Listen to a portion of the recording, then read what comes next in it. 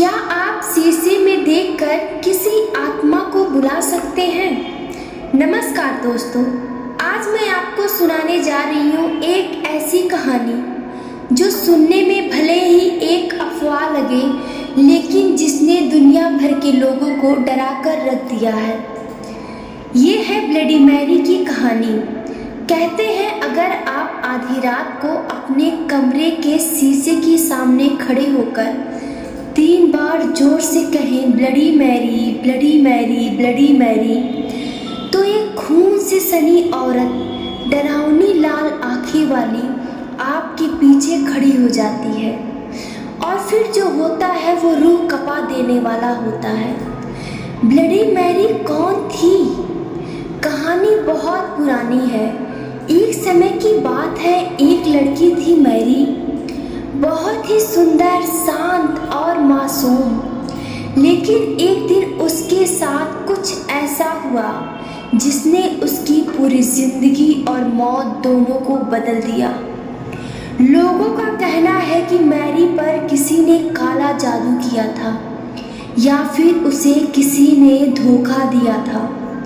उसके चेहरे पर तेजाब फेंका गया, उसकी आंखों की रोशनी छीन ली गई और वो दर्द से तड़पती रही।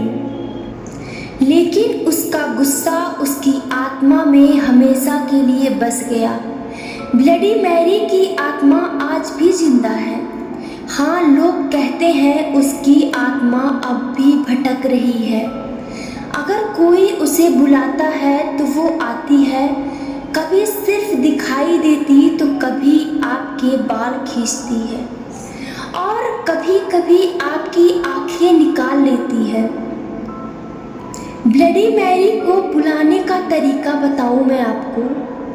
अगर आप बहुत बहादुर हैं तो एक अंधेरे कमरे में जाइए, सिर्फ एक मोमबत्ती जलाइए और शीशे के सामने खड़े होकर 3 बार बोलिए bloody Mary, bloody Mary, bloody Mary.